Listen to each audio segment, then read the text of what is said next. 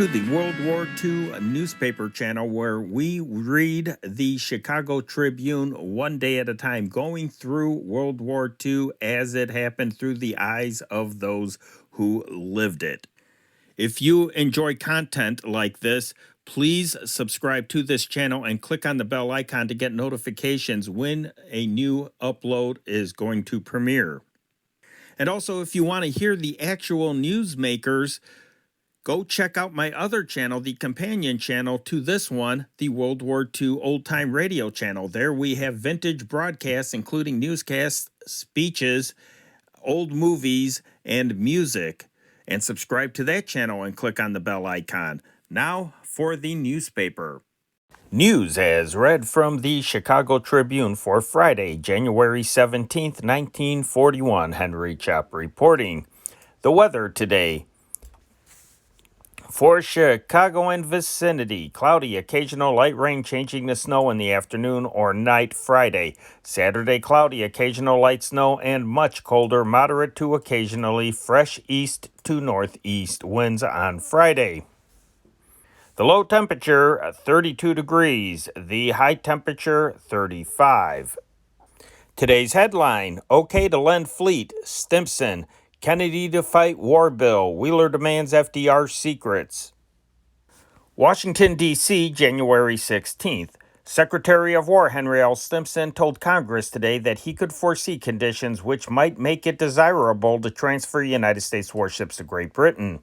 This was the first admission by an administration leader that President Roosevelt, under the unlimited powers granted him in the War Dictatorship Bill, might weaken this nation's fleet by sending some of our fighting ships to assist the British Navy's blockade of Germany.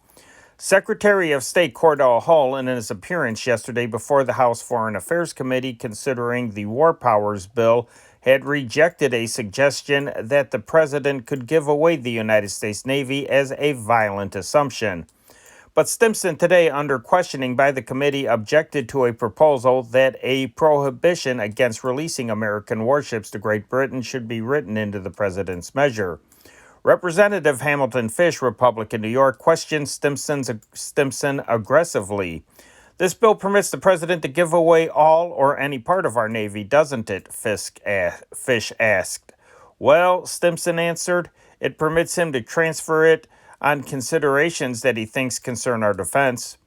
I can foresee conditions that might make it desirable that the Navy be transferred, the 73-year-old Secretary of War said at another point. A situation might arise where it would be to our advantage to do so. Of course, Stimson remarked, the president would have the power today to send the Navy into the heart of the war. Yes, agreed Representative Fish, but he couldn't get away with it without impeachment. The hearing broke up in a verbal row over Fish's action in inviting witnesses, including Joseph P. Kennedy, American ambassador to Great Britain, who are against involvement of the United States in European wars. Stimson was on the stand when the resentment of interventionist members of the committee, headed by Chairman Saul Bloom, Democrat, New York, came into the open. Pursuing the fear theme stressed by two previous cabinet member witnesses, Stimson had asserted that the United States was in very great danger of an invasion by air if the British Navy should be destroyed or surrendered. Chairman Bloom cut off Stimson's testimony by announcing the committee would meet in executive session in the afternoon to consider future witnesses. He remarked sharply that Fish had invited a number of witnesses to testify on the president's dictator bill and asserted there was no such measure. Bloom's announcement of an executive session was interpreted as an attempt to bar witnesses hostile to the bill. The executive session of the committee ended tonight with members refusing to discuss what had taken place. Secretary Stimson, in a 2-hour session with the committee, asserted that the defense of Great Britain is as important to the United States as is the defense of the South American republics. Representative Fish asked Stimson whether he believed that any foreign nation could invade this country despite our naval strength. Not now, probably not, Stimson said slowly. Anytime this year, insisted Fish. I wouldn't dare say anytime this year, replied Stimson.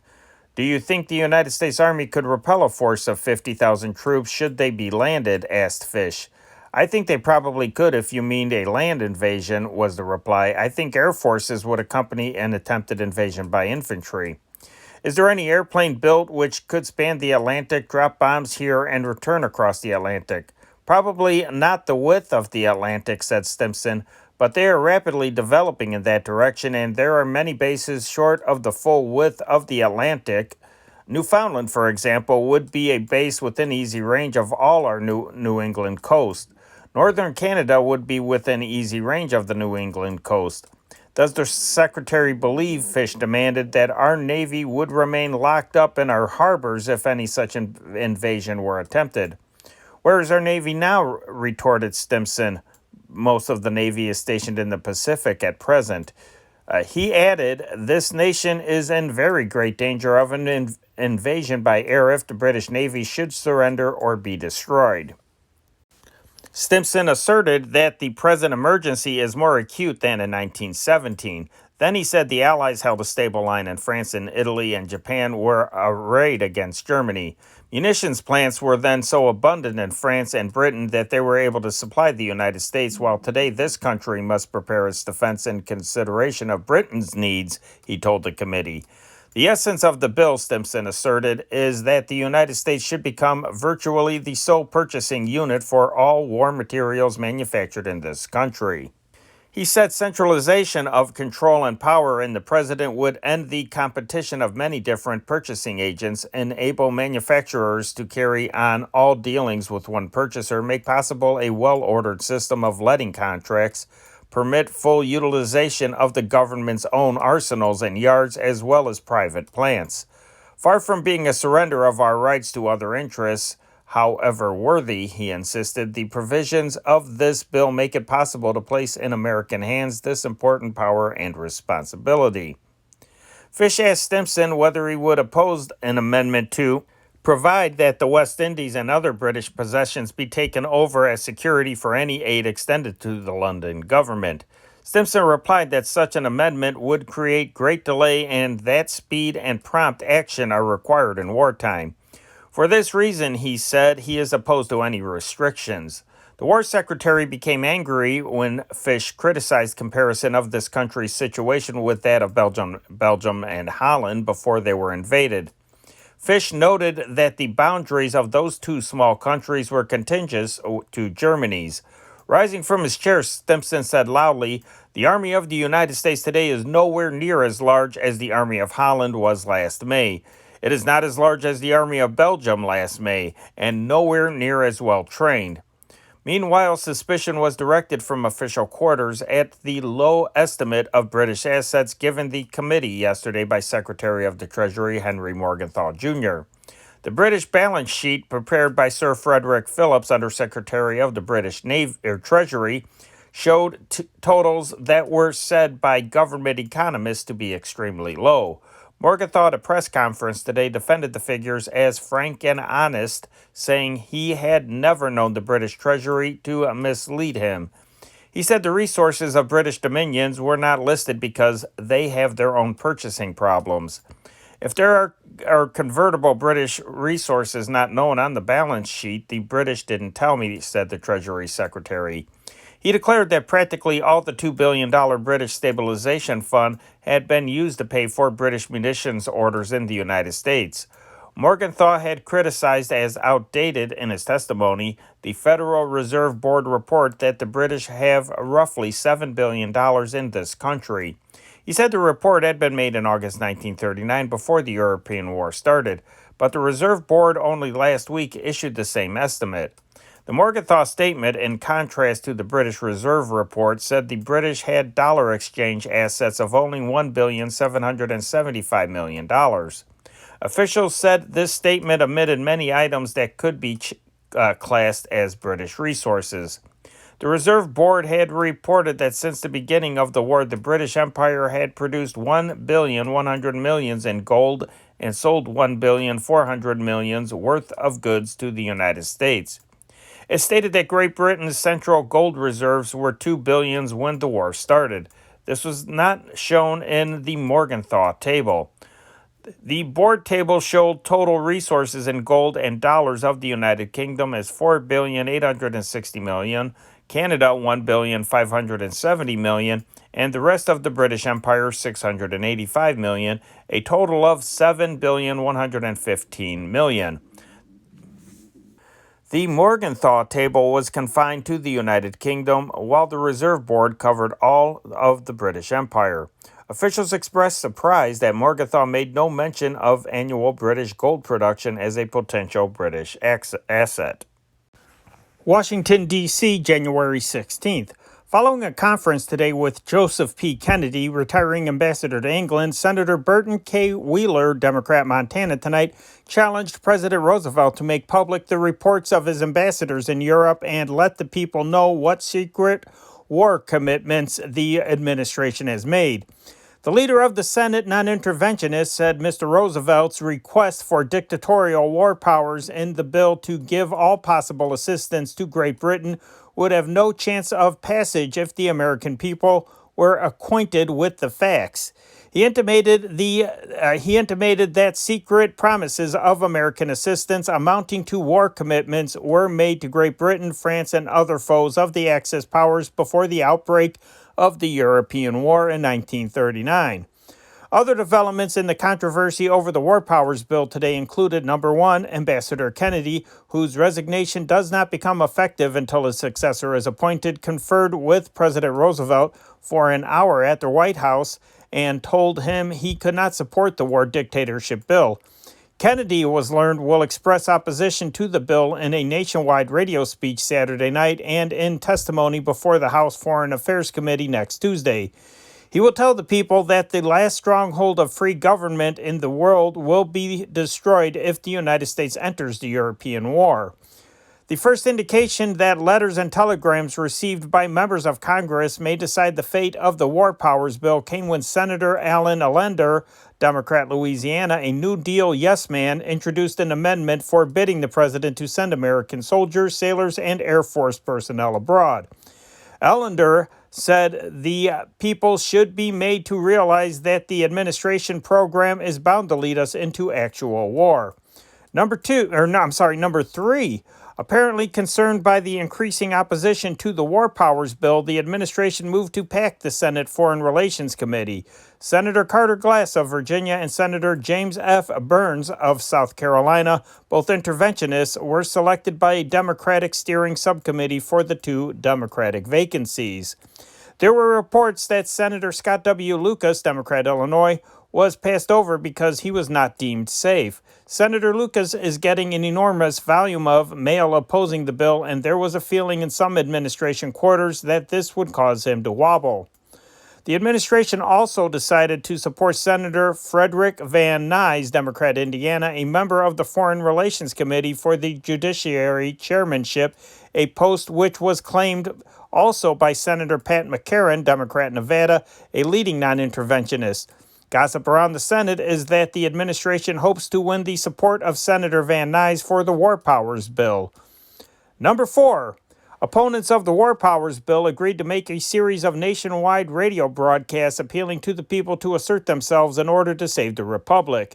Senator Hiram Johnson, Republican, California, a veteran of the historic fight against Woodrow Wilson's League of Nations proposal, will be the first speaker at a date yet to be selected. Senator Wheeler denied that he called on Ambassador Kennedy for the purpose of discussing the strategy of the opposition, but did not deny that it was discussed.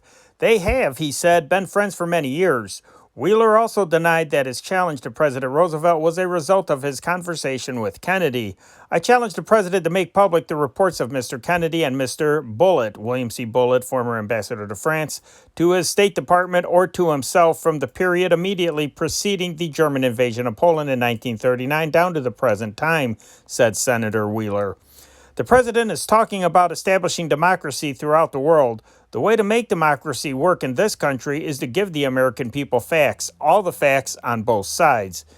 If he will make public all the reports he received from Mr. Kennedy and Mr. Bullitt and his other ambassadors, the American people will know what secret promises and war commitments were made, and they can decide intelligently whether they want this war dictatorship bill to pass.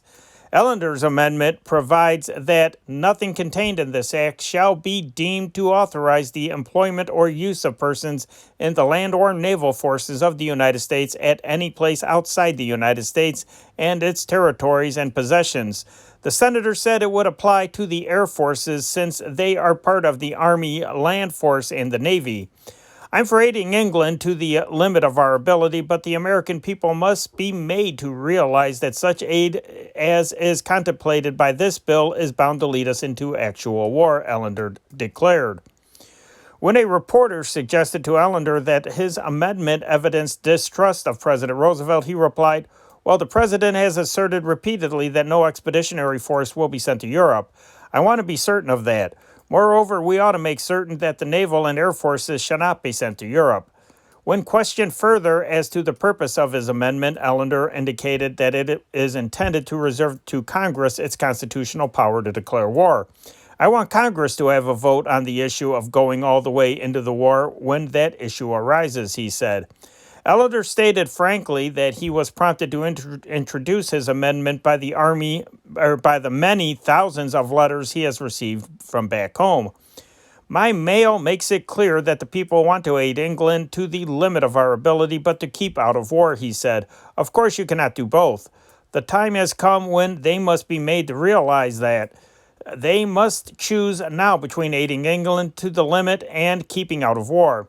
Other senators said they had received a greater volume of mail since the president's war powers bill was introduced on January 10th than they received during the controversy over repealing the arms embargo in 1939 or the fight against Mr. Roosevelt's scheme to pack the Supreme Court back in 1937.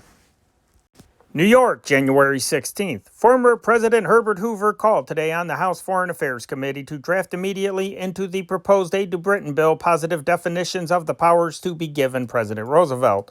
In a letter to Committee Chairman Saul Bloom, Democrat, New York, who said Tuesday the committee would be glad to hear all opponents and supporters of the measure, Hoover said, "There is unfortunately growing up in the country a bitterness of discussion which it seems to me in the interest of national unity could be allayed by the committee.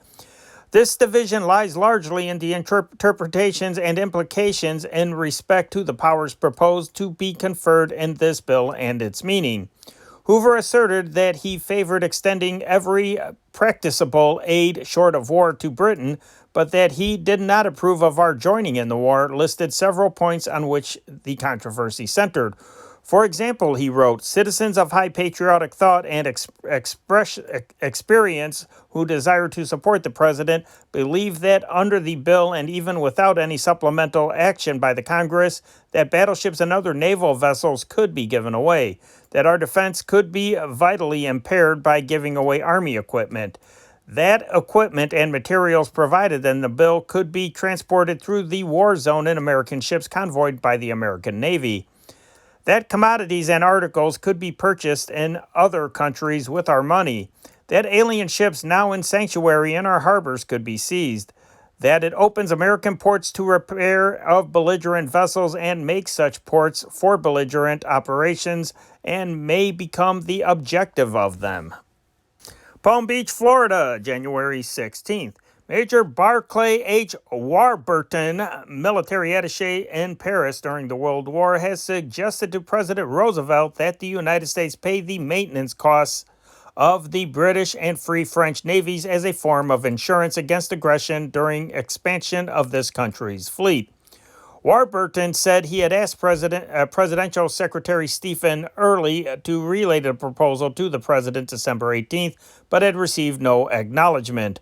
Widespread discussion of the president's Lend-Lease plan prompted him to release his memorandum now, Warburton added. He said he felt the proposal is practical and will not meet with objections voiced by critics of the Lend-Lease plan, Warburton formerly published in a newspaper in Philadelphia. Berlin, January 16th. Secretary of State Hull's remarks before the House Foreign Affairs Committee in Washington, D.C. interested official Germany for two reasons, authorized sources said today. The first was because of his altogether too obviously clear evasion of the Russian question, and the second because of his veiled threats against Japanese expansionist intentions. Madrid, Spain, January 16th.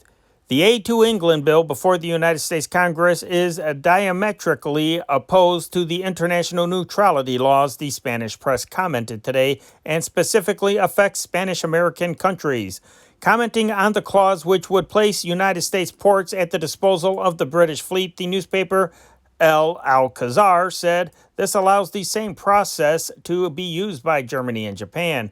In an almost identical article, the newspaper Informaciones commented, if the bill passes, Germany has the right to demand that South American countries allow her warships to be repaired in their Atlantic and Pacific ports. And now moving on to world news. With the Greek army in southwest Albania, January 15th, delayed. Greek forces still are pushing ahead in their offensive against the Italians, although the cold weather and snow and mud make their advances slow and difficult. The gains recorded since the capture of Klissura on January 10th have been made possible by that victory, which followed a two-day battle. Snow is falling during the last 24 hours. I have just completed a 2-week tour of this sector of the battlefront. The Italians apparently are most interested in stabilizing their present line and holding it at least during the winter. The Greeks, however, take the offensive whenever and wherever they can.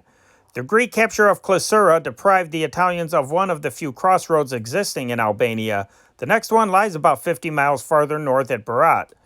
The slowness of transportation because of the weather has done much to delay the Greek advance. Athens, January 17th. The Greeks announced continuing successes against Italy on the Albanian battlefront yesterday despite snow and rain, which reduced the scale of operations. The High Command communique early today reported restricted action, we took some prisoners. A Greek government spokesman elaborating on this reported, in the southern sector, a Greek patrol engaged an Italian patrol of the same strength. The result of this engagement has been that the whole Italian patrol was taken prisoner. He added that according to information just obtained, an Italian division has suffered such heavy losses that it has been necessary to reform it with men and equipment recently sent over from Italy. Rome, January 16th. Quick reaction by Italian troops was claimed by the Italian High Command today to have resulted in repulsive Greek attacks on the Albanian battlefront. The Daily Communique failed to say on what sector the attacks took place and gave no other details of the fighting. Rome, January 16th. The promotion of Crown Prince Humbert to the rank of General of the Army was disclosed today in an exchange of telegrams between Premier Mussolini and King Victor Emmanuel. Berlin, January 17th. Informed German sources reporting early today that German dive bombers had damaged the British aircraft carrier Illustrious anew in a second attack in 6 days, declared the vessel probably would not be fit for action for the remainder of the war. They said 3 direct hits were scored on the carrier Thursday. The same sources said the attack took place in a British naval fortress in the Mediterranean where a number of bombs were dropped. The 23,000-ton Illustrious made port in the Mediterranean under her own power on Wednesday after being damaged in a ferocious attack by German dive bombers on January 10th. Dispatches from Valletta, Malta told of a heavy raid by dive bombers on that island naval base Thursday, and presumably this was where the Illustrious was attacked a second time. 1 heavy bomb and 2 medium bombs hit the Illustrious in the Thursday attack, the Germans said, and despite fierce anti-aircraft fire, only 1 German bomber has failed to return. The Germans said they had made a direct hit on a steamer in the same engagement. In the first raid on the Illustrious, more than 40 German planes smashed at the ship for 7 hours, but failed to put her out of action. Rome, January 16th. The Axis report of its bomb and torpedo offensive against British sea power in the Mediterranean, a total claim of damage or destruction of 15 enemy vessels, was further filled in today by the assertion of a Rome newspaper that the 22,600-ton aircraft carrier Eagle had been torpedoed.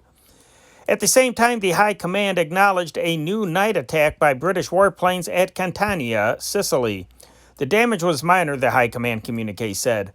Il Giornale d'Italia, reporting attack on the Eagle, a converted battleship, claimed only that a wave-skimming Italian torpedo plane had scored a hit recently.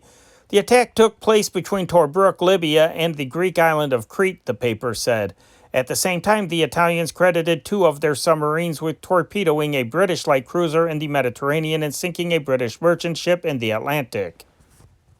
London, January 16th. The 9,100-ton cruiser Southampton has been sent to the bottom as the first major British casualty in the struggle between German dive bombers and the British fleet, now developing so fiercely in the Mediterranean. The Admiralty announced tonight that the Southampton, hard hit January 10th in the first engagement for German aerial formations sent south to cooperate with the Italians in an effort to break British sea power, had been sunk subsequently by her own command. While she was being towed as a cripple to port, it was explained, fire broke out aboard and there was nothing left to do but bury her in the sea. She was the 4th British cruiser lost since the war began. There were 64 in service at its outbreak and the largest warship yet lost as the result of air attack. The great majority of her crew have been saved, the Admiralty stated. The Southampton previously had been listed merely as damaged along with the 23,000-ton aircraft carrier Illustrious and the 1,335-ton destroyer Gallant. 12 of the attacking planes were reported shot down. The Royal Air Force declared that in a previously reported British raid on Catania, Sicily, the main German aerial center in the Mediterranean, it had determined that between 30 and 40 planes were either burned out or severely damaged. Before it had been stated that 9 craft were destroyed. 2 in the running battle in those waters, the British submarine Pandora was credited with having sunk 2 Italian supply ships of about 5,000 tons each, both of them heading out of Sicily. With the British Mediterranean Fleet, January 16th. The United States, closely watching British fleet operations in the Mediterranean, has boosted its staff of official observers to 4, with a 5th expected to arrive soon. To help gather data, which British fleet officers say should be invaluable to the United States Navy Department in connection with its vast construction program, Lieutenant Commander James Fife, Jr. of Reno, Nevada, until recently Assistant Naval Attaché at London, has joined Lieutenant Commanders Kenneth P. Hartman of Philadelphia and John N. Opie III of Long Beach, California, as observers with the Eastern Mediterranean units. Lieutenant Commander Augustus D. Clark of New York is with the Western Mediterranean Squadron. Hartman was aboard the aircraft carrier Illustrious during the 7 hours it was attacked by German dive bombers January 10th off Sicily. The rapidly developing field of naval air operations will bring an aeronautics expert, Lieutenant Commander Stedman Teller of Locust Valley, New York, to the Mediterranean soon. He is expected to be assigned to the aircraft carrier immediately. Aboard the Illustrious, Hartman saw what may well go down in history as one of the most magnificent displays of courage under fire ever recorded. Youthful seamen and their officers stood up under 7 hours of attack by German dive bombers, which rained thousands of pounds of bombs alongside and on deck and flung torpedo after torpedo at the side of the Illustrious. They manned guns sprayed by German machine gun fire and blazed away at the attackers. Observers agreed that had it not been for their courage, the British would have lost not only their convoy, but would have suffered far more damage than that caused by the loss of the cruiser Southampton and the battering of the Illustrious. The fact that the big convoy carrying supplies and men to Greece successfully ran the gauntlet was undoubtedly encouraging not only to the Greeks but to Britain's allies in this area. Rome, January 16th. Fighting on the North African front was reported by the Italian High Command today to be the sharpest around the oasis of Djerabub, key point in the Libyan desert some 150 miles southeast of Tobruk. A communique told of engagements in which swift columns of Italian troops had participated but did not indicate the outcome of these operations. Activities in the Tobruk zone was said to be limited largely to artillery exchanges, while Italian planes were reported to have bombed highways and British supply depots to the south and east. Some artillery activity was reported along the Sudanese frontier in East Africa. Italian planes were said to have scored hits in a raid on Port Sudan, while an RAF raid on Assab was said to have caused little damage. London, January 16th. Adolf Hitler must do something, authoritative quarters here agree, but they are not prepared to say just what. Although the possibility of an invasion attempt is uppermost in the minds of military strategists, the threat from the direction of Ireland is discounted for the time being because of the impossibility of the Germans to support any formidable landing force there. A German move in the Balkans or the Mediterranean is more probable, these sources say. Large German troop concentrations, it is said, are known to be in Romania, and it is thought likely that they are aimed at Russia. The possibility that the Germans might try to force their way through Bulgaria or Yugoslavia also is considered. It is generally believed here that Yugoslavia and Bulgaria would resist the passage of German troops. This is regarded as the reason Germany has been unwilling to make a direct sweep to the Mediterranean over these routes, since it would start the war on another front and possibly involve Turkey on Britain's side. The common frontier between Italy and Germany, of course, opens the possibility of the Germans sweeping directly through Italy, Sicily, and Sardinia and obtaining bases from which to carry on the war against Britain in the Mediterranean. The Admiralty admits serious fleet losses as a result of the German dive-bombing attack between Pantelleria and Malta. This might be an indication of the tactics which the Germans may use to reduce the British naval preponderance in the Mediterranean. The news from France is that Marshal Henri Philippe Pétain, chief of state, is still holding a trump card in resisting German demands for naval units to attack the British. The news from Spain indicates General Francisco Franco would fight if the Germans attempted a drive through Spain to Gibraltar, but it is admitted that the Generalissimo has little with which to fight. Berlin, January 16th. The High Command today reported that German planes made a rolling raid last night on a central England city, lesser attacks on London, and scored several direct hits on Dover, including the railway yards, the canal, and the port. It also claimed the Nazi Air Force bombed a troop camp and another objective in southern England, adding that it continued its mining of British harbors. The British claimed damage at Dover was slight. DNB, the official German news agency, claimed German planes sank a 4,000-ton merchant ship out of a convoy near Orford Ness on England's southeastern coast. On the naval front, the Germans added a claim that a submarine sank a 14,000-ton merchantman, but gave no details. London, January 16th. The government today disclosed that the Guildhall Municipal Building, the Royal Hospital, and the Hippodrome Theater were damaged in recent Nazi raids on Portsmouth. Berlin, January 16th. German invasion of Britain in the fall of 1940 would have spared the English people some distress and grief because the present form of aerial warfare, which was conjured up by Churchill, would have been avoided, Adolf Hitler's Volkskischer Beobachter said today. The question as to why there was no invasion after the retreat at Dunkirk and after France's defeat will be answered by Germany at the opportune time, and not only with words, the paper said. London, January 16th. William Eon Scott, 28-year-old flyer who led the first British air raid on Germany in this war today, was listed officially as presumed killed in action. The initial RAF assault was directed against the German naval bases at Kiel and Wilhelmshaven, September 4th, 1939.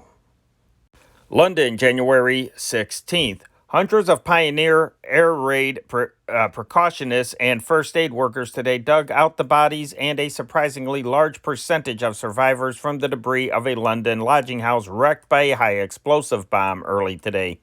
After they had worked 10 hours with drills, acetylene torches, and a searchlight and two huge mobile cranes, I witnessed a remarkable instance of the tenacity of the workers. One man who still was in bed had his leg jammed under a mass of brickwork. Doctors decided to amputate, but a pioneer objected and finally raised the obstruction. The victim was dragged out only slightly hurt. While being taken to an ambulance, he turned to the pioneer and said, "Thanks, mate. I'll buy you a pint of beer." Another survivor guided rescuers to him by pounding a bucket into which his head had been wedged against concrete. His first words when the squad reached him were, "For heaven's sake, get this ruddy bucket off my ears." Similar scenes took place in other parts of London today. British authorities are worried about an increase in looting by children. A magistrate of a Manchester juvenile court has written Minister of Home Security Herbert Morrison urging that the wartime looting law be amended to permit the whipping of child offenders. The court recently ordered 5 boy looters to be given 6 strokes each with a birch stick, but was forced to countermand the sentence when it was discovered to be illegal under the existing regulations. London, January 16th. With a bright moon and their first bombs to light the way, British flyers battered at German North Sea bases overnight, the Air Ministry said today, bombing docks at Emden and Bremerhaven and leaving Wilhelmshaven a waste of flame. For Wilhelmshaven, main base of the Reich's North Sea Fleet, it was called the 40th and greatest British attack in this air war. "It was more like stoking than bombing," said one pilot. "We just shoveled our bombs into the fires and watched them increase." The German High Command acknowledged 20 persons were killed and 35 injured in the Wilhelmshaven attack, saying several bombs set fires in the harbor section. The British caused no noteworthy damage, its communique insisted. By the British version, the Royal Air Force centered its Wilhelmshaven attack on Bohafen, a harbor where lie some of Germany's most vital war and port facilities. Serious fires were started tonight in a town in the west of England by German bombers, which also attacked targets in the south, southeast, and southwest portions of the country, the government acknowledged. The fires were effectively brought under control, a communique said, but considerable damage was done to commercial and other buildings. Casualties were described as not large. The night assaults on London were limited to 2 quick thrusts without serious damage, it was said. 8 RAF officers who have accounted for a total of 58 enemy planes were among 25 men decorated by King George today. New York, January 17th. The 14,935-ton British passenger liner Almeida Star radioed at 11:49 o'clock Chicago time last night that she had been torpedoed several hundred miles off Ireland. A distress call from the vessel was picked up by the Camperdown, Nova Scotia radio. She was owned by Blue Star Line Limited and her home port was London. The Almeida Star's SOS was the second within a few hours from the same general area. The first came last night from the British motor ship Zealandic, 10,578 tons, which reported being torpedoed 650 miles northwest of Londonderry, Ireland. The Zealandic was 578 feet long. She arrived at Rio de Janeiro September 30th, 1939, armed, and on November 14th, 1939, the Nazis classified her as a pirate ship, saying she would be sunk without warning because she carried arms. Porto Alegre, Brazil, January 16th. The French freighter Mendoza, after idling several hours tonight off southern Brazil, had resumed her cautious voyage northward inside territorial waters, this time trailed by the British auxiliary cruiser Ericsson, the Rio Grande port captain reported. He did not say what had become of the British auxiliary cruiser Asturias, which thwarted 3 attempts of the Mendoza to leave Punta del Este, Uruguay, and which trailed her to Rio Grande.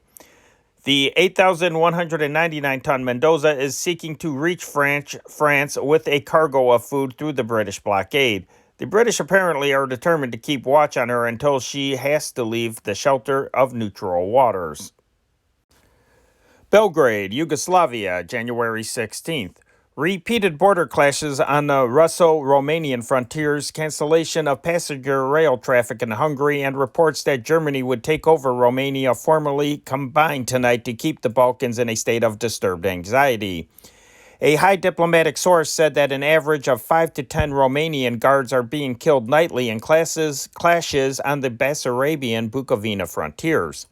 One theory is that the Russians are using these incidents to test how far Germany's rubber fence might stretch, how far the Nazis might back up Romania in case the Soviet demanded Moldavia and northern Dobruja from Romania.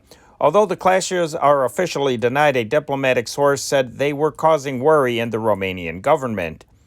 An announcement in Budapest that all traffic on Hungarian railroads except international trains would be suspended at midnight led to the supposition in diplomatic circles here that the German military command, which is now running the Magyar railroads, had found drastic steps necessary in order to compete the projected movement of 300,000 troops with full motorized equipment during January. Romanian rail traffic, except for the movement of German military trains, already is virtually at a standstill. 30% of Yugoslavia's trains have been taken off, presumably to accelerate the shipment of supplies being demanded by the Reich. Some diplomatic quarters suggested that Hitler wants to completely control Romania, which the Nazis already have converted into a military center.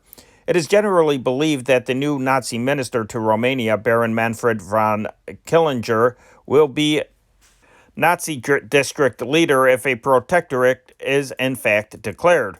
Difficulties met by the Germans in controlling the Romanians, moving military trains, billeting troops, speeding production, smothering potential conflicts between the army and Iron Guard. All these are given in German quarters as reasons for an undisguised protectorate in order to safeguard the camping ground of a new German Southeastern Expeditionary Force. There are persistent reports that a Russo-German deal is still possible whereby Soviet troops would be allowed to occupy the eastern provinces of Romania in return for a free German hand in Bulgaria. Ankara, Turkey, January 16th.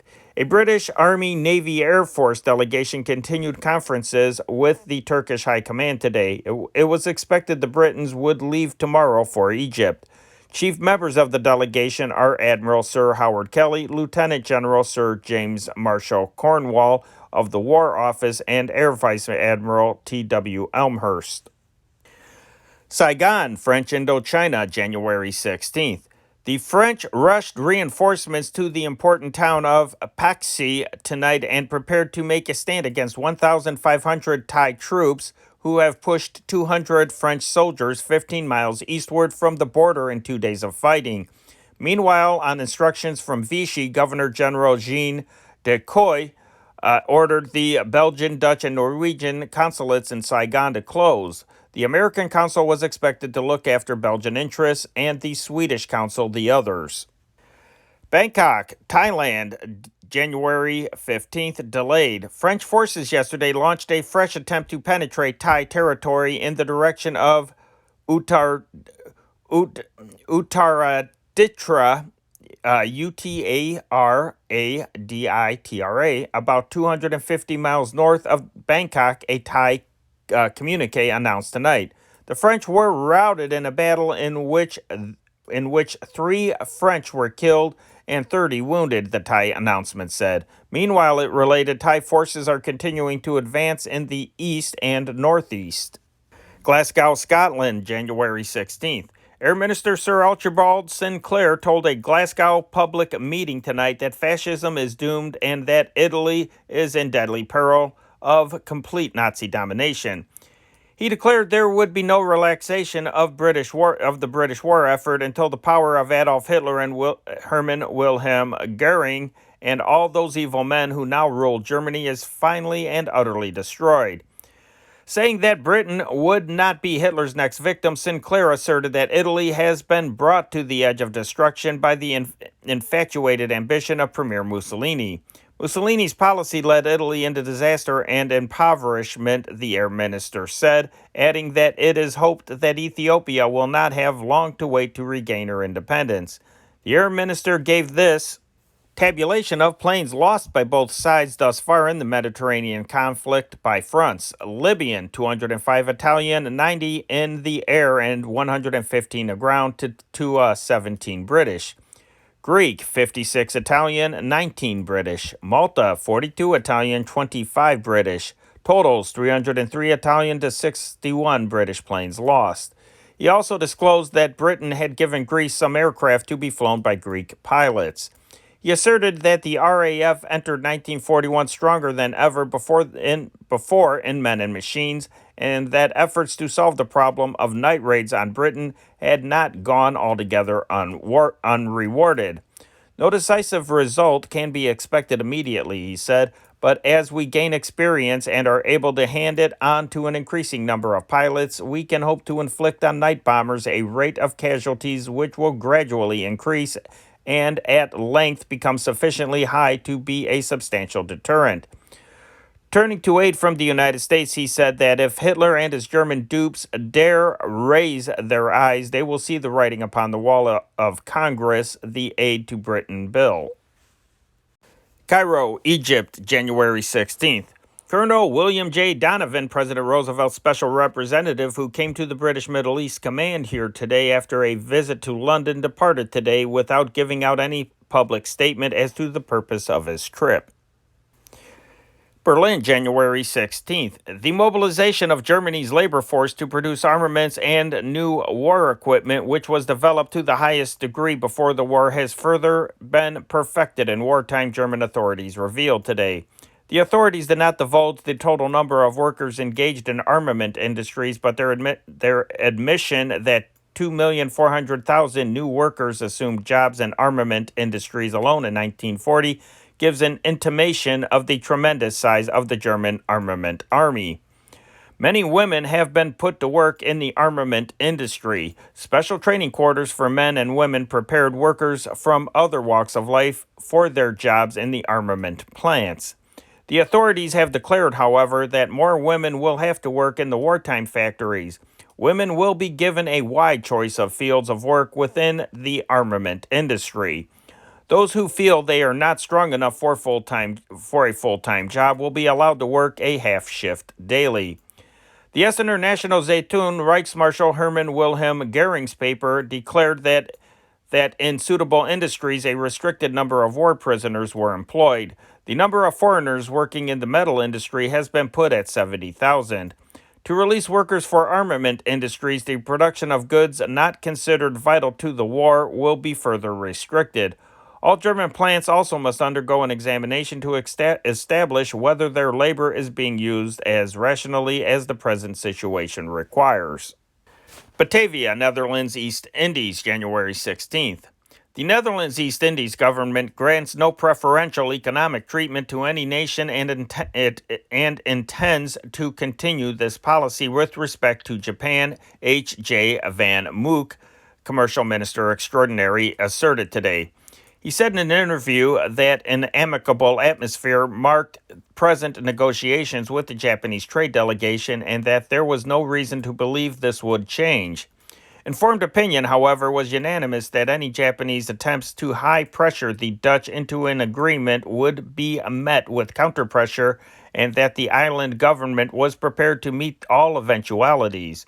A Japanese mission headed by Kenkichi Yoshizawa, ex-foreign minister, is here attempting to conclude contracts for raw materials, particularly rubber and tin. Tokyo, January 16th. A newspaper controlled by the Japanese Foreign Office today described United States Pacific fleet concentrations as a challenge and a threat and advised President Roosevelt to withdraw the warships from Hawaii as the best way to keep American troops out of foreign wars. This comment by the Japan Times came on a day which saw intense activity at the Government Bureau of Information and a spattering of critical headlines as a result of Secretary of State Cordell Hull's declaration of Wednesday before the United States House Foreign Affairs Committee, the newspaper said. To the Japanese, it looks very much like the United States is going the long way around for sending armed forces into the scene of action abroad by maintenance of a fleet at Hawaii. The best way to ensure the president's pledge of no troops on foreign soil would be to withdraw the Navy to home waters.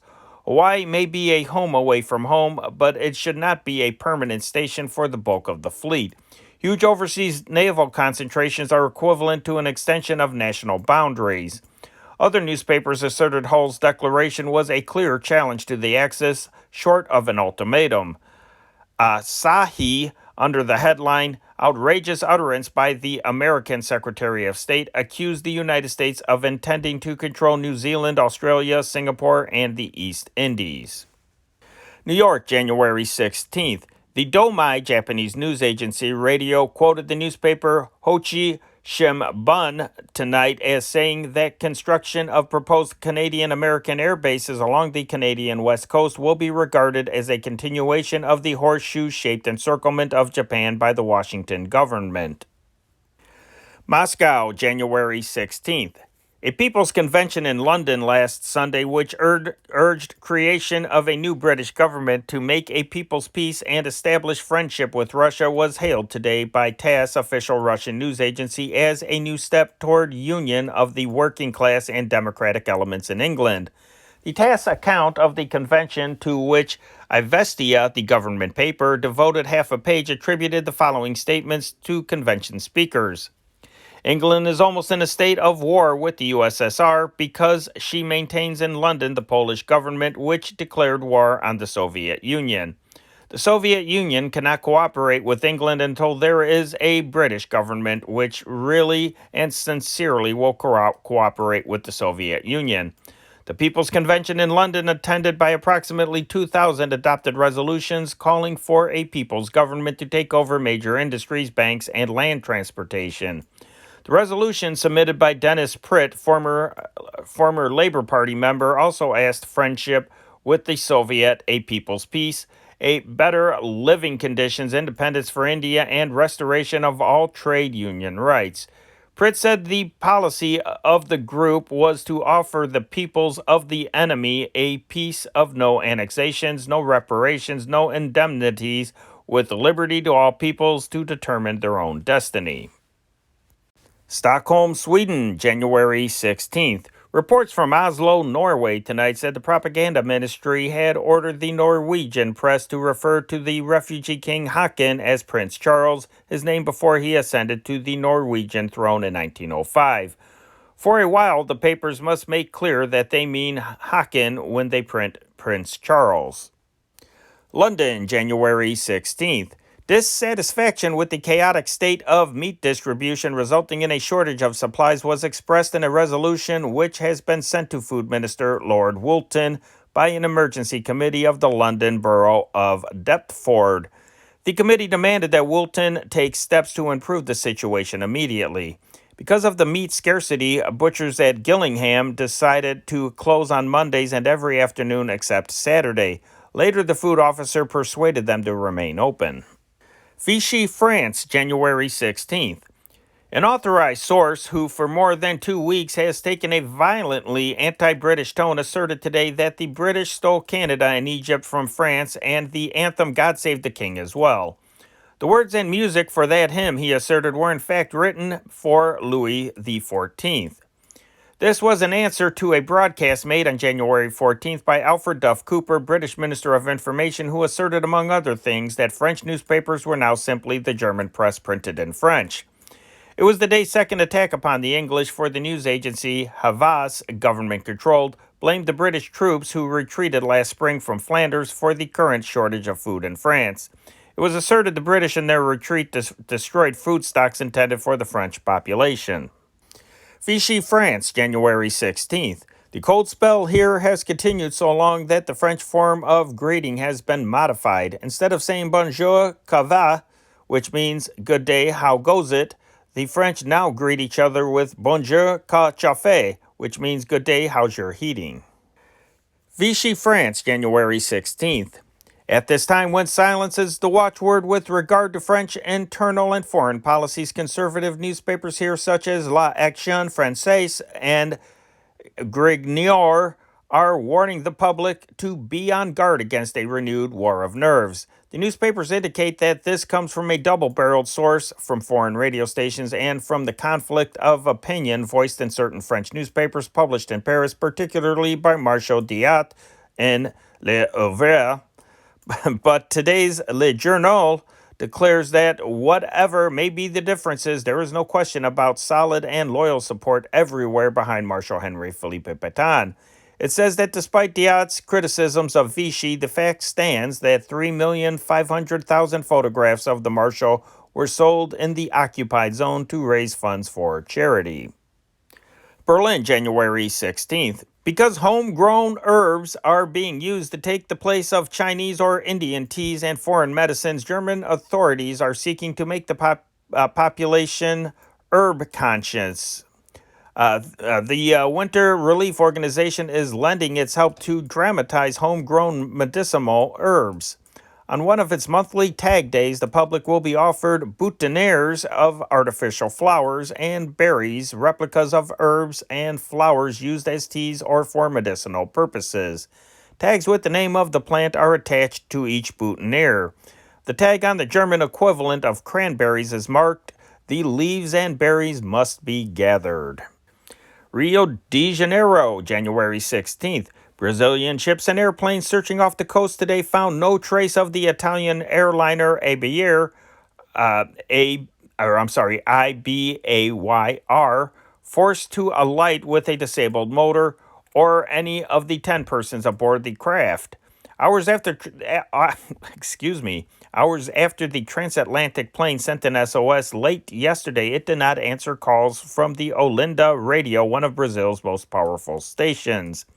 Carrying 4 crewmen, 4 other airline employees, and 2 passengers, the plane radioed late yesterday it had been forced down about 300 miles off the island of Fernando de Noronha. That island is 125 miles east of Brazil. The plane was en route to Natal, Brazil, to Cape Verde, Africa, and Europe. Belgrade, Yugoslavia, January 16th. The Belgrade offices of the British news and propaganda agency Britanova was closed today by order of the prefect of police. No official explanation was given. Access sources, however, sought to link the action with the reappearance of anti-German propaganda here. Madrid, Spain, January 16th. A communique issued tonight said the American Red Cross is donating a shipload of wheat flour to Spain to meet the pressing necessities of the Spanish people. The communique said the food will be brought from the Fund for Relieving Distressed Foreign Nations, and that the American Red Cross will send representatives here to aid in the distribution. Montevideo, Uruguay, January 16th. 9 persons, including 2 officers of the Italian freighter Adamello, were arrested tonight in disturbances attending the first showing of Charles Chaplin's motion picture, The Great Dictator. Distributors for the film announced cancellation of a plan to operate ferry service between Buenos Aires, Argentina, and Colonia, Uruguay, where the picture is scheduled to open tomorrow. Mexico City, Mexico, January 16th.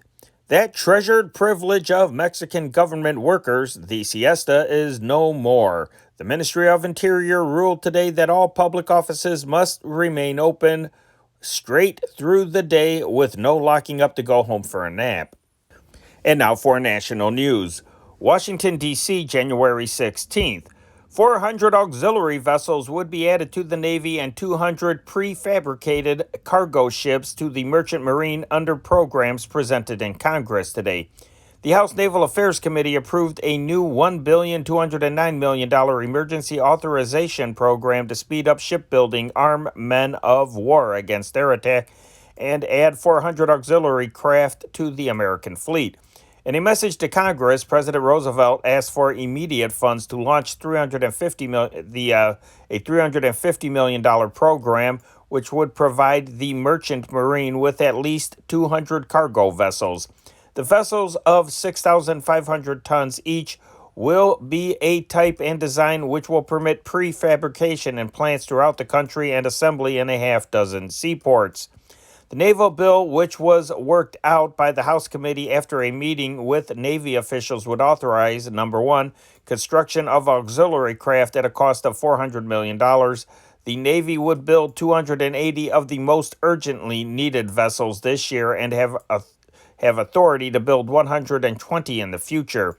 Number 2, expansion of shipbuilding and ordnance production facilities at a cost of $509 million. Number 3, additional protection against aircraft for 60 battleships, cruisers, and aircraft carriers, and increase armor and anti-aircraft batteries at a cost of $300 million. Among the auxiliary ships placed in the urgently needed class are 36 seagoing escort ships, which could be used to convoy merchant ships to Europe. Other auxiliary vessels needed would include torpedo boats, submarine chasers, and various tenders. Rear Admiral Samuel E. Robinson, chief of the Bureau of Ships who presented the Navy's program to the committee, said many of the smaller vessels can be built at shipyards in the Great Lakes area and be completed within a year. Rear Admiral W.R. Furlong, Chief of Naval Ordnance, urged the authorization of $509 million for expansion of shipbuilding and naval ordnance facilities. He said the Navy wants to build the two-ocean Navy a great deal sooner than was contemplated last spring. Expansion of the ordnance plants, it was said, will facilitate the arming of merchant ships. The Navy has refused to discuss the implications of its plans to arm merchant vessels. The present American fleet numbers 655 craft of all types, and the projected Navy will include 1,898 vessels of all types.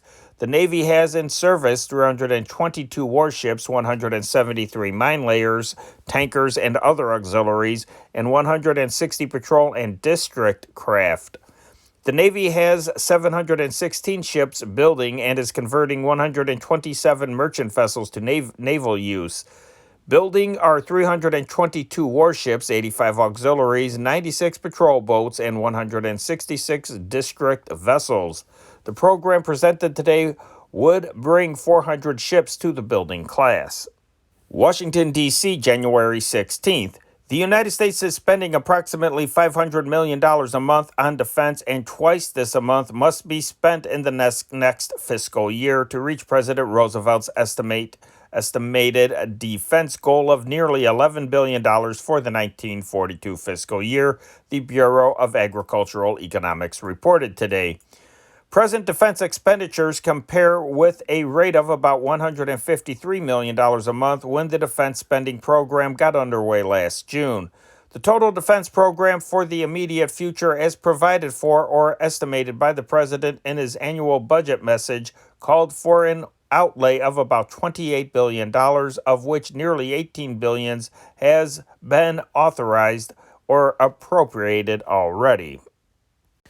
McChord Field, Washington, January 16th. McChord Field officers reported late tonight an Army bombing plane with 7 men aboard was unreported since leaving the air base here at 10:20 a.m. today. It was en route alone for Muroc bombing range near Lancaster, California, and was to have reported from Sacramento en route. The pilot was Lieutenant Robert M. Crummins. The ship is a B-18A twin-motor Douglas bomber. Reports from Southern Oregon told of a blizzard over Northern California, but United Airlines said the weather was not enough to interfere with flights. Honolulu, Territory of Hawaii, January 16th. 5 Army men were cut and bruised making a forced landing in a Grumman amphibian plane yesterday. The ship descended directly over a submerged reef almost 1 mile off Kola Point. Detroit, Michigan, January 16th. Cancellation of the 1941 New York Automobile Show because of the pressure of defense work was announced here today by the Automobile Manufacturers Association. This, however, does not mean that such dealer-sponsored shows as the annual Chicago event will be given up, it was said. If 1942 models are brought out, it is held likely that the shows will be held in Chicago and other cities. It has been known for some time that the larger manufacturers, such as the General Motors and Chrysler corporations, have not been enthusiastic about the national show. The independents have favored its continuation. Automobile dealers generally favor local shows which provide a background and enthusiasm for sales efforts that last the year around. The dealers are expected to take some action on local shows at the annual meeting of the National Automobile Dealers Association in Pittsburgh, Pennsylvania, next Tuesday and Wednesday. Washington, D.C., January 16th. Marshall Field III of New York and R.J. Reynolds of Winston-Salem, North Carolina, went before the federal grand jury investigating 1940 political expenditures today. Officials said they had not yet succeeded in serving a second subpoena on Vern Marshall of the No Foreign War Committee. Marshall disregarded one subpoena, which was acknowledged later to be obsolete.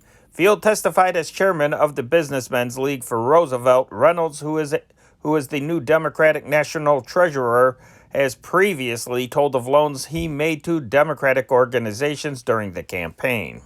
Jefferson City, Missouri, January 16th.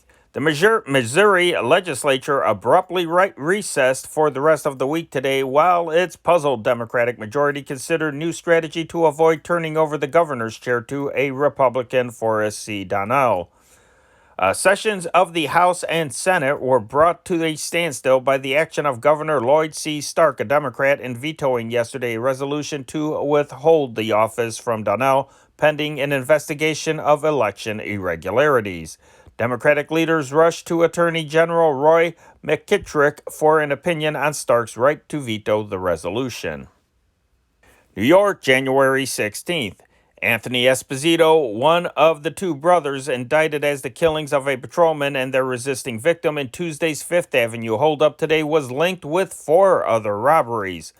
Sullen and defiant and showing the marks of the beating received during capture, Esposito was identified by victims of the robberies, which included 2 payroll holdups. The 35-year-old gunman was brought to the police lineup under the guard of 7 detectives, his wrists handcuffed to 2 guards. Meanwhile, Police Commissioner Louis J. Valentine ordered a hunt for a companion of the brothers after declaring that there must have been a fingerman in this case. Anthony and William Esposito, 28, were indicted for murder yesterday. Los Angeles, California, January 16th. The case of 9 leaders of the I Am movement charged with mail fraud and conspiracy to misuse the mails went to a federal court jury tonight. In his closing argument, defense attorney Charles H. Carr compared the spiritual experiences claimed by the late Guy W. Ballard and his wife Edna, present leader of the movement, to those of Joseph Smith, founder of the Mormon Church. Seattle, Washington, January 16th. Work is nearing completion on the new 42-ton Boeing Clipper, one of 6 being built for Pan American Airways, which plans to sell 3 to Great Britain. The hull of the big ship had to be rolled out of the plant here so its 152-foot wing and tail assembly could be attached. A new airway outlined invisibility by ultra-high-frequency radio waves, entirely static-free and easier to use than the present long-wave radio beam signals, is nearing completion between Chicago and New York. Before summer is over, all the commercial airlines flying the route will be conducting tests leading ultimately to a revision and rebuilding of the nation's network of radio air navigation facilities. This was disclosed here yesterday by the authorities of the Civil Aeronautics Bureau, who announced that sites for 8 stations along the 750-mile airway have been purchased. They said that structures to house the ground transmitters, antennas, automatic signal sending devices, power units, and transformers for the new airway already are erected. Operation should begin about July 1st. The present radio range beacons, the radio beams of which there are more than 400 for the entire country, are operating in a frequency band of 200 to 400,000 cycles. They are subject to terrific static disturbances to interfere by weather, ore deposits, magnetic storms in the sun, and many other natural phenomena that make them highly unsatisfactory. Experiments thus far with the ultra-high frequencies indicate that most of the difficulties that beset the 200 to 400 kilocycle band are absent at higher vibration speeds. The Federal Communications Commission accordingly has allotted the band from 119 to 126 million cycles to the new air route. This band is free from rain, snow, dust, and lightning static, and so far as is known is unaffected by electrical disturbances. Tests made with the ultra-high frequency signals showed that they have the fidelity of frequency modulation in their transmission. Signals come through in the midst of the worst thunderstorms without a sign of the frying, crackling that drowns out the lower frequency signals. With the new signals, it will be virtually impossible for a pilot to lose the signals and lose his path in flight. Because the range of ultra-high frequency is limited, it will be necessary to have only 4 frequencies for the entire air route instead of 10 as at present. Assume that the first station has frequency number 1, the second will have, will have number 2, and so on through the 4. The fifth station will revert to number 1 frequency again, and the remaining 3 stations will repeat the frequencies number 2, 3, and 4 again. The Civil Aeronautics Bureau is contemplating the replacement of all the existing radio range stations with the ultra-high stations, and the same 4 frequencies can be used throughout the entire country, even though 500 different stations are estimated as the number needed. At the present time, there are approximately 120 different frequencies used in 400 stations. By using only 4 frequencies, it will be necessary for pilots merely to press tuning buttons on their radios instead of having manual tuning to get the desired station. Most of the airlines operating from Chicago Airport already have purchased special receivers for the new beam band. New York, January 16th. 2 blue dyes made especially for cancer were announced today in Science, the official organ of the American scientists. The dye themselves have no effect on cancer, but they increase by nearly 50% the effectiveness of the new neutron rays, with which physicians have been experimenting on cancer treatment for several years. The experiments were made on mice and reported by Paul A. Zoll of Memorial Hospital and Franklin S. Cooper of Haskins Hospital Laboratories in New York. And now for local and regional news. The Chicago chapter of the America First Committee began forwarding to Illinois congressmen in Washington, D.C. yesterday the first of a deluge of protest petitions against President Roosevelt's bill seeking war dictatorship powers. A total of 123,000 persons already have given permission for the use of their names on the petitions. At the same time, national headquarters of the committee announced that General Robert E. Wood, national chairman, will represent the committee at hearings before the Senate Foreign Affairs Committee on the president's bill. General Wood was acting Quartermaster General of all United States forces during the World War. Brigadier General Thomas S. Hammond, chairman of the Chicago chapter of the America First Committee, and Hanford McNider, member of the National Committee and former national commander of the American Legion, will testify before the House Foreign Affairs Committee on the bill. Brigadier General Hammond, a World War soldier and former senior brigade commander of the Illinois National Guard, said that since he has agreed to appear before the House Committee, he would not raise any specific questions now, but added, "I will say this. It will bring a great thing if these hearings bring out the picture so that the American public can see the tombstones and filled hospitals that lie down the road toward another AEF. That's a road only about 15% of the people want to see us take, according to the polls, and it's too bad that 15% can take the other 85% with them. Can take the other 85% with them, General Wood, referring to the testimony of Secretary Hull before the House Committee on Wednesday, said the view that invasion is imminent is absurd. 25 naval officers and 160 men of the 108th Observation Squadron, Illinois National Guard, will be inducted into federal service February 3rd. Major Clifford McElvain, commander of the squadron, was informed yesterday by War Department officials. The squadron, which now is equipped with 15 planes, is to be stationed at Fort Custer near Battle Creek, Michigan.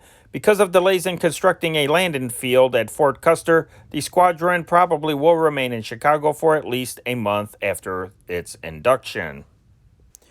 A total of 187 draftees from Chicago and the suburbs reported at the 122nd Field Artillery Armory, 234 East Chicago Avenue yesterday as inductions under the January selective service quota were resumed after a 7-day layoff. By noon, 40 men had been accepted for service by Army medical specialists and had left for Fort Custer, Michigan. Note to the young ladies on the North Shore. The soldiers at Fort Sheridan having enough dancing partners for their weekly Thursday night dances in the Post Gymnasium, and Major General Glenn R. Douglas, morale officer in charge of entertainment, asked that if you have nothing else to do, come to the dances. Major Douglas promised that special arrangements would be made to bring groups of young women to the dances and take them home with proper chaperones. Last night, the 15-piece orchestra played loudly, but there was a feeling of gloom. The soldiers outnumbered their partners by almost 4-1. County Clerk Michael J. Flynn announced last night he is sponsoring a legislative bill to abolish the law requiring 3 days' notice of intention to marry. The bill will also include a provision to improve the medical test law. The bill, now being prepared by State Senator Richard J. Daley, Democrat Chicago, will be introduced in the state legislature before the end of January. Flynn said that the 3-day notice requirement is a nuisance and that its purpose is already served by the health test law and that the latter prevents hasty marriages. The county clerk said the bill provides that marriage applicants must sign their signatures on health certificates in the presence of examining physicians so that when they apply for marriage licenses, their signatures can be compared. The faithful members of the Neological Foundation, 32 West Randolph Street, crowded into the court of Judge Joseph A. Graber yesterday and chewed gum anxiously as their high priest, Hugh Greer Carruthers, was brought to trial on a charge of rape. Carruthers says he is 74 years old and a former priest of a Tibetan lamasery called Kumbum. By the time he took his place at the defense table, all seats were filled and spectators lined the wall. Foundation members, and the idly curious, and a jury of 5 women and 7 men heard a 13-year-old girl tell how Carruthers raped her in his office after assuring her it was for her own good. She went to the office with her mother, aunt, and cousin last July 20th, the witness said, to be treated for heart trouble. There she testified a Mrs. Jones told her that Dr. Carruthers could look into her eyes and tell right away what was wrong. Mrs. Jones felt, according to the testimony, that the silence had best be called into the treatment.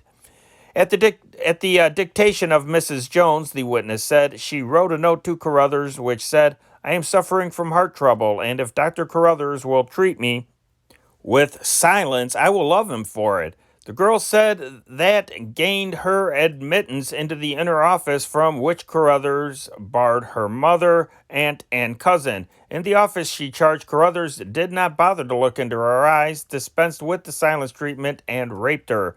On cross-examination, defense attorney Cameron Latter inquired the attitude of the witness toward Mrs. Jones.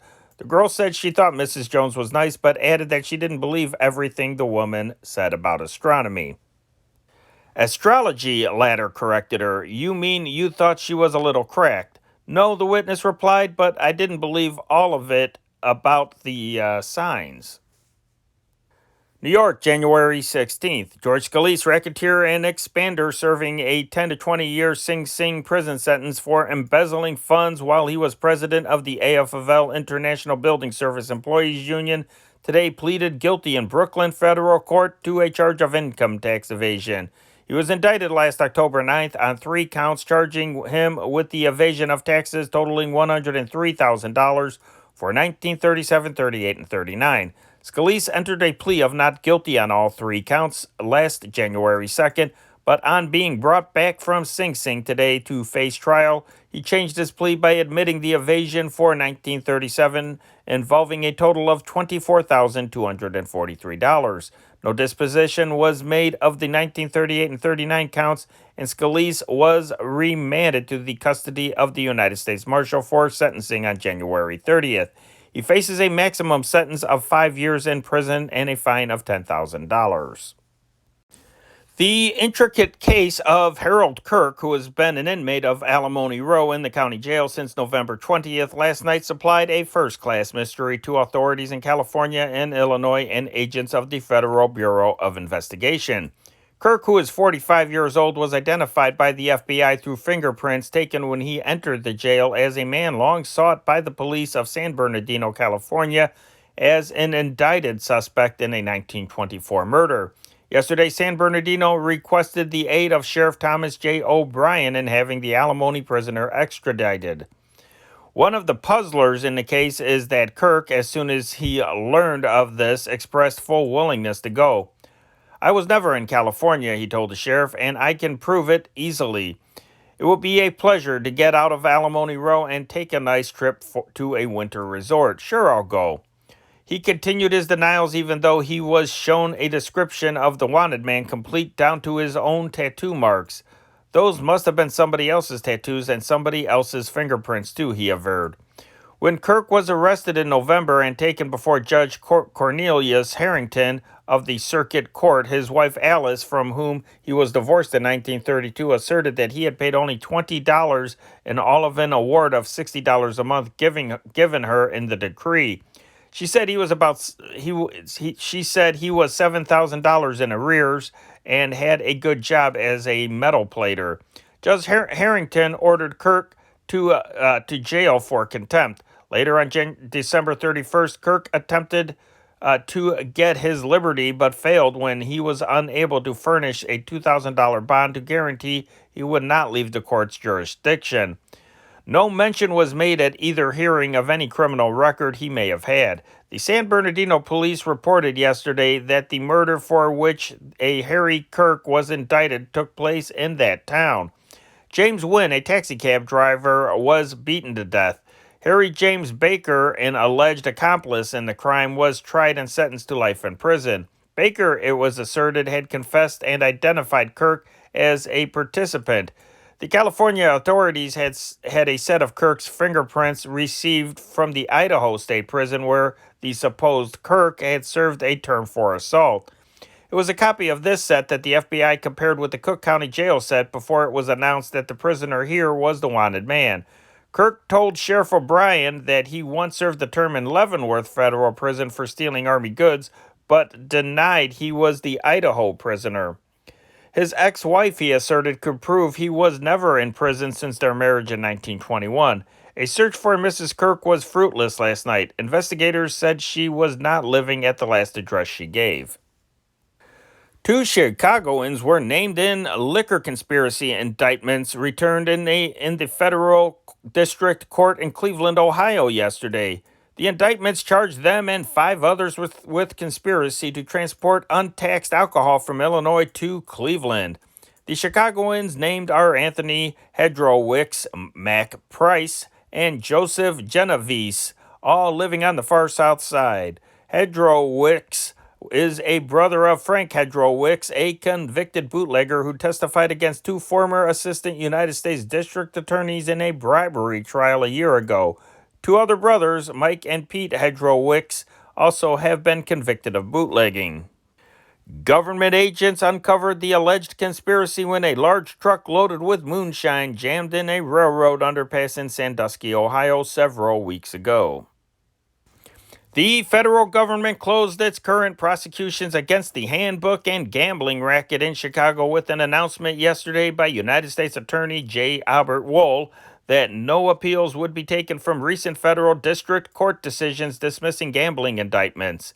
Handbook operators who have been under fire from state and local authorities, as well as the federal government, received the news with glee. Wohl's announcement indicated that the government has, for the time being at least, quit its job of attempting to break up the racket. The district attorney, in a formal statement, said that on instructions of the Attorney General in Washington, there would be no further prosecution of the last 4 anti-gambling cases. These cases were dismissed during November and December by Judges John P. Barnes, William H. Hawley, and Michael L. Igoe.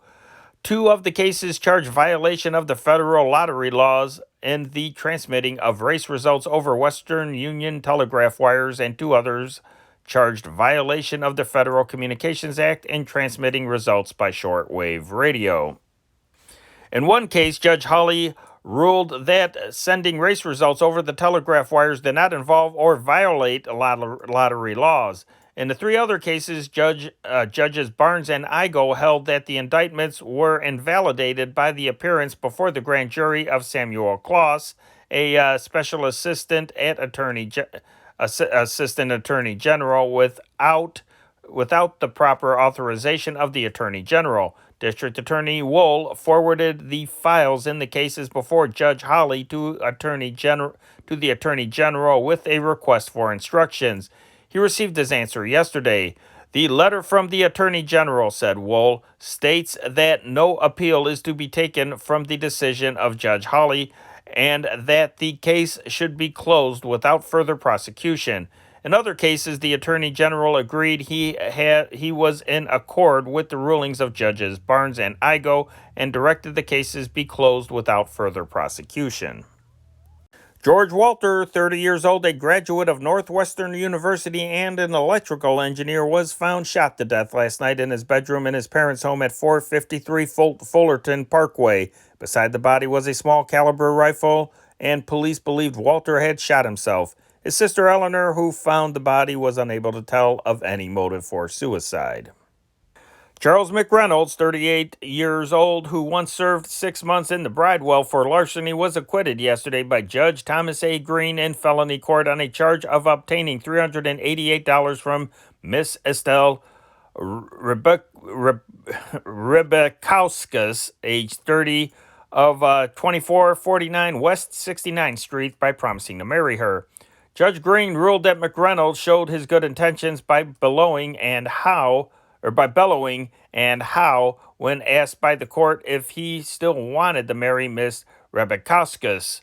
She was evasive when asked about her own feelings. Miss Rebekauskas had accused McReynolds of swindling her by posing as a medical student who needed financial help. Her brother Edward tried to grab McReynolds as the latter left the courtroom, but was restrained by bailiffs. Carter H. Harrison, collector of Internal Revenue, filed a lien in federal district court yesterday against Peter LaVertu, 2000 Lincoln Park West, charging that LaVertu owes $285,928 in income taxes for the years 1936 and 1937 and $6,141 in interest. Revenue agents estimated this would mean an income of $1,500,000 for the 2 years. LaVertu came under investigation, it was learned, while government agents were studying the incomes of William Johnson and William Skidmore, head of the Skidmore-Johnson gambling syndicate. According to city policeman, LaVertu and Albert C. Ford, a former bondsman, operated an elaborate handbook on the second floor at 155 North Clark Street. Teresa Pungaturi, 4 years old, was taken to postgraduate hospital last night suffering from a skull fracture, concussion of the brain, and severe bruises about the body. Police arrested the child's stepmother, Mrs. Isabel Pungaturi, age 20, charged her with assault and accused her of severely beating the girl. Mrs. Pungaturi insisted to policemen James Micas and James Burns that the child suffered the injuries in a fall in their home at 2817 Shields Avenue. Physicians at the hospital said the child's condition is critical. Fred Gurney, an ex-convict and the last of a gang of 7 robbers to be apprehended by police, confessed last night, according to Lieutenant Kieran Phelan, that he took part in the $2,843 holdup last May 1st of the American Furniture Mart and the $4,266 robbery last March 11th of the Ace Drug Company store at 6258 South Halsted Street. Gurney was returned here last Sunday after his arrest in Kansas City, Missouri. Other members of the gang either have been sentenced to the penitentiary or are awaiting trial for robbery. 2 gunmen forced their way into the home of Mrs. Anna Gadowski, 3143 West 37th Place, yesterday and locked her and a son, Matthew, age 22, and a daughter, Victoria, 24, in a bedroom. Then they ransacked the home and took $1,600. The grand jury was reported yesterday to have refused to vote a true bill against John Vasquez, held for the slaying last November 12th of Joseph Maloney, 8903 Mackinac Avenue, and the wounding of Maloney's brother-in-law, policeman Francis Farrell. Vasquez, cook in a chili parlor at 8901 Mackinac Avenue, reportedly told the jurors he fired in self-defense during a quarrel over a noisy jukebox in the place.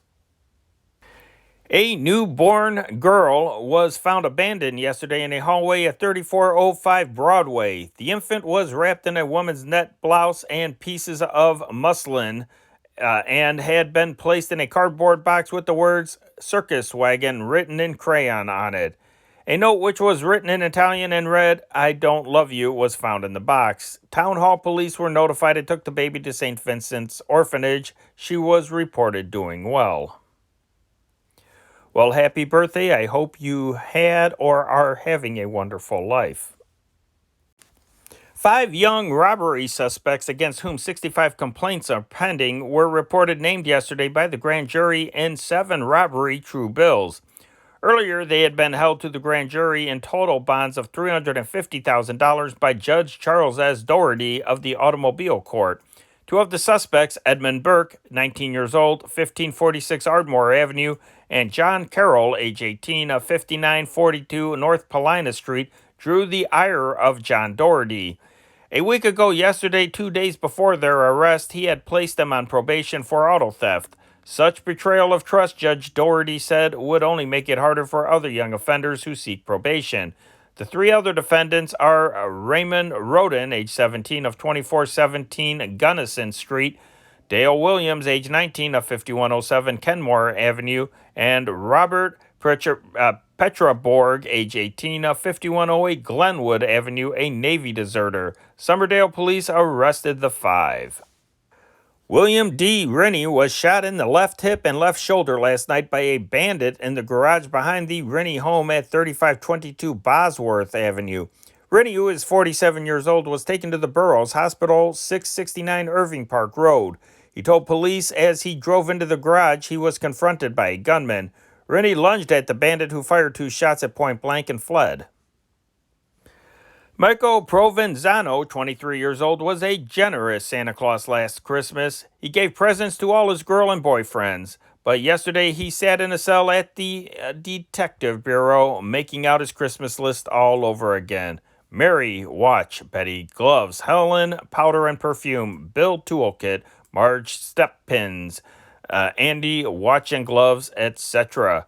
Provenzino, who lives at 539 North Trumbull Avenue, worked all afternoon at his list with Sergeants John Noonan and Howard Harder Howard Harder at his side. And as soon as he added a name, a detective was sent to the recipient's home to retrieve the present. By late afternoon, quite an assortment had been gathered. Provenzano was a window trimmer for a Loop department store. That's where he got the presents. He confessed stealing more than $500 worth. With the police collectors busy, the store hopes to get most of the gifts back. Warden Joseph E. Reagan of Stateville Penitentiary announced yesterday that 60 men had been called from civil service lists to attend a 3-month school for prison guards beginning on Monday. Revival of the Lakefront Airport proposal took from last night at the dinner in the Chicago Athletic Association in honor of Congressman Charles S. Dewey, Republican of the 9th Illinois District in the near north side. About 75 business leaders who were present decided, after hearing Dewey's call for a well-planned program of aviation development in Chicago, to form a committee to recommend such a program with a special emphasis on a lakefront landing field near the Loop. Congressman Dewey, Nathaniel Lavaroni, Toastmaster at the dinner, and Benny Reagan were charged with forming the committee and will confer on its membership today. It is planned to ask representatives of the Chicago Plan Commission, the Association of Commerce, the Illinois Manufacturers Association, and other civic organizations to take part in the campaign. A storm broke loose in the last 40 minutes of yesterday's City Council meeting over the 1941 appropriation for the subway, with Alderman Paul H. Douglas, 5th Ward, and John S. Boyle, 16th Ward, arrayed against virtually all the other aldermen present. The aldermen shouted, faces grew red, and Alderman James B. Bowler, 25th Ward, who presided in Mayor Kelly's absence, had trouble keeping order. Warnings flew that there was danger of delaying the effectiveness of the 1941 budget. Alderman Boyle precipitated the strife with a demand that the Department of Subway and Superhighways submit an itemized account of how its 1941 appropriation of $17,750,000 will be spent. He said such an itemization had been promised at budget meetings. Sometimes those big words, You can get tongue-tied doing this, reading these. I read these articles cold, and sometimes I'll come across something that seems so easy to read, and I will just get tongue-tied. I apologize for that. Chicago's 5 most deadly streets headed by Ashland Avenue were listed yesterday by George W. Fleming, General Secretary of Mayor Kelly's Keep Chicago Safe Commission, in an analysis of the city's 1940 traffic toll. The other 4, ranked in accordance with their fatality tallies, were Halsted Street, Western Avenue, State Street, and Roosevelt Road. The 5 streets accounted for 130 of Chicago's toll of 654 for the year. The mortality scores for Ashland Avenue, Western Avenue, and State Street were lower last year than for 1939, but the 1940 scores for Halsted Street and for Roosevelt Road were higher than in the previous year. The records for these 5 killer thoroughfares are as follows: Ashland Avenue, 33 in 1940, 46 in 1939. Halsted Street, 32 in 1940, 29 in 1939. Western Avenue, which is, for those of you not from Chicago, is the longest street in the city. 1940, 23, 1936, 1940, 23, 1939, 36. State Street, that great street, 22 in 1940, 29 in 1939. Roosevelt Road, which is actually all the other roads are north-south streets. Roosevelt Road is the only east-west street listed on here. 20 in 1940 and 11 in 1939. Notable reductions in their traffic tolls were credited to the following streets listed with their totals for the 2 years: Irving Park Road, 8 in 1940, 17 in 1939. 79th Street, 1 in 1940 and 10 in 1939. 87th Street, 3 in 1940, 12 in 1939. Pulaski and Crawford, depending on where you lived. 11 in 1940 and 18 in 1939. For the entire city, the 1940 traffic toll of 654 compares with 696 for 1939.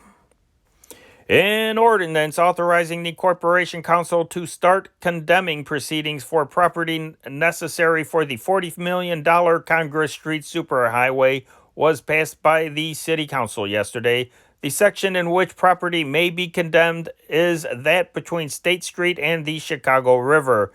In another ordinance authorizing expenditure of $185,000 out of the city's share of the gasoline tax funds for reconstruction and maintenance of state highway bridges and $230,000 for the same purpose on arterial streets was approved. More than 400 University of Chicago students have been inoculated with a new type of vaccine believed to be effective in preventing influenza, Dr. Dudley B. Reed, head of the Student Health Service, said yesterday. Inoculations began Tuesday and will continue through tomorrow, when approximately 500 will have received the vaccine. Its effects will be studied to learn whether it contributes materially to the resistance of the students. The vaccine was discovered recently by researchers in the Rockefeller Foundation in New York. Students at several other universities are participating in the experiment. Miami Beach, Florida, January 16th. Al Capone Jr., son of the former Chicago gang chief, can hold his own on the pistol target range with most of Miami Beach's policemen. In a recent meet, he won the Class C competition by shooting 279 out of a possible 300. Capone is a member of the Miami Beach Pistol Club, composed for the most part of policemen. And in sports, Montreal, Canada, January 16th. A winning streak possessed by the Chicago Blackhawks and a losing streak owned by the Montreal Canadiens collided here tonight, and both were ended, to the discomfort of the Chicagoans, who had been unbeaten in 4 previous games. The Canadiens, scoring 4 goals in the last 2 periods, romped off with a 5-1 National Hockey League victory to snap a string of 5 defeats. A crowd of 4,500 saw goalie Sam Lopresti, who took the Blackhawk net at the outset of their string, peppered from all angles as the Hawk defense gave way before the repeated thrusts of the hard-skating Canadians. The Blackhawks left for home immediately after the game to keep a date in the Chicago Stadium Sunday night with the Boston Bruins. Leading the Montreal attack with a goal and assist each were the veteran Ray Getliff and rookie Joe Benoit, back in the lineup after a two-game absence through injuries. Paulie Drouin picked up 2 assists, while the other goals went to Elmer Locke and Red Gupili and Tony Demers. The Hawks got their only goal midway through the first period when George Allen lifted the puck into the net to tie the score at 1-1 after Benoit had counted for the Canadians.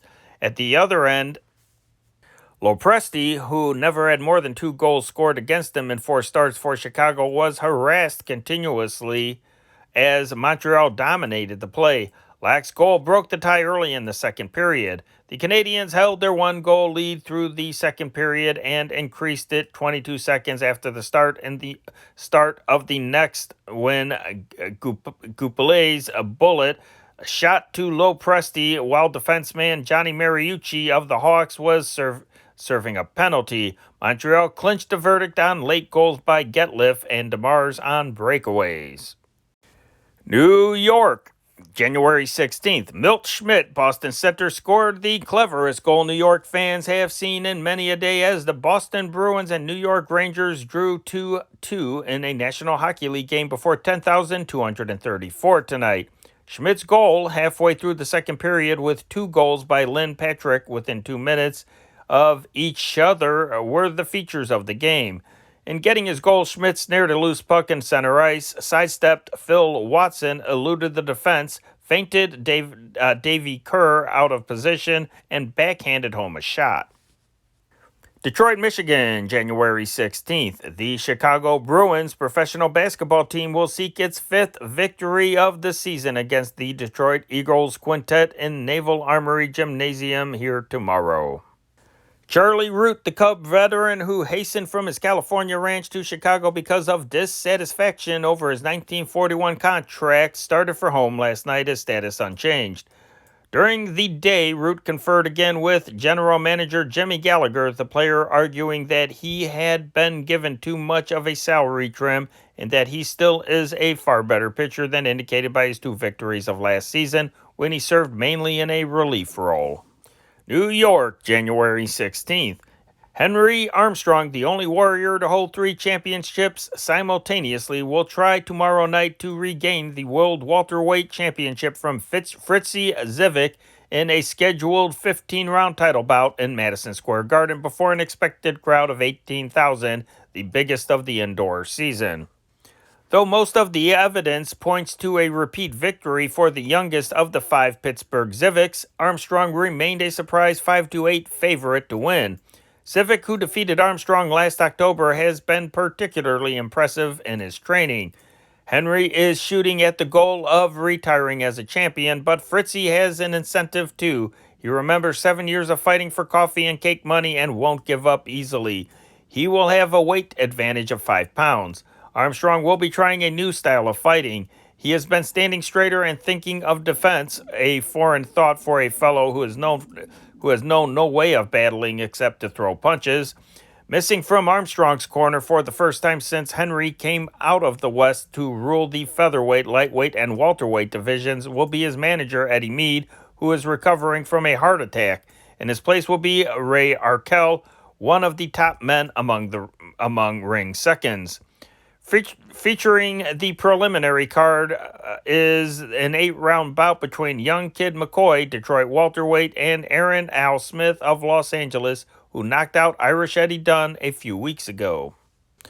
Owners of 9 of the 10 clubs in the National Football League gathered in the Blackstone Hotel yesterday to discuss selection of a high commissioner whose duties and authority would be similar to those of K.M. Landis in baseball, were no nearer a decision last evening than they were when the session began. Action awaited the arrival of Curly Lambeau of the Green Bay Packers, whose plane from California was grounded in Dallas, Texas by bad weather. Lambeau, one of the leading proponents of the commissioner plan, will arrive early today. After a brief recess for dinner, the club owners resumed their deliberations and announced late last night that the season would carry over through today. Among the names which bobbed up last night to enlarge the long list mentioned for the commissionership were those of Avery Brundage of Chicago, president of the American Olympic Committee and former president of the Amateur Athletic Union, and William Alves, former president of the Detroit Lions. Alves, who resigned at Detroit after the close of last season, helped rewrite the Constitution to accommodate the commissioner clause. He is regarded as somewhat of a dark horse in the present race, but he is known to have been interested in the league presidency ever since the death of Joe Carr of Columbus, Ohio. Alf left last night. Boy, that is a tough 3 words there. Alfs left last night for Los Angeles, tongue twister. Bert Bell and Art Rooney, owners of the Philadelphia Eagles, and Fred Mantle Jr. of Chicago, owner of the Detroit Lions, took time out from the discussions to interview Pete Cawthon, Texas Tech coach. The Eagles have first call on Cawthon's services, but Mandel stands ready to sign him if the other negotiations strike a snag. Link Lyman, line coach at the University of Nebraska, also is a candidate for the Philadelphia job. The executives also discussed the ruling by the Eastern Intercollegiate Officials Association, which prohibits college game officials from working professional contests. Some 5 or 6 Eastern officials already have agreed to switch to the pros, and others are expected to follow suit. The current meeting, which was to have been secret, brought into the open Tuesday with the disclosure that Arch Ward, sports editor of the Chicago Tribune, had turned down an offer from the club owners to become commissioner for 10 years. George Halas, president of the Chicago Bears, said in the event a commissioner is appointed, the office of president will be retained. The commissioner, in case we pick one, would have more power than the president, but the presidency will be continued, he said.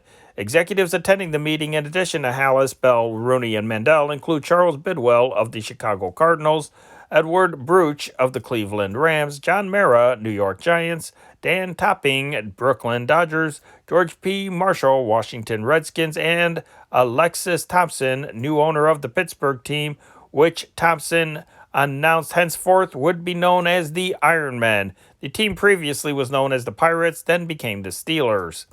Observers are agreed that a commissioner will be appointed at the April meeting and that the matter would have been approved yesterday had Lambeau been present. 2 deals were announced last night by Thompson, 26-year-old Pittsburgh owner. The Ironmen acquired Len Feets Barnum, a veteran triple threat halfback from the Giants, in exchange for Pittsburgh's draft rights to Chester Gladchuk, Boston College's star center. The Ironmen also purchased Banks McFadden, Clemson wingback from Brooklyn. And that is the news for Friday, January 17th, 1941. Henry Chop reporting. Have a swell day.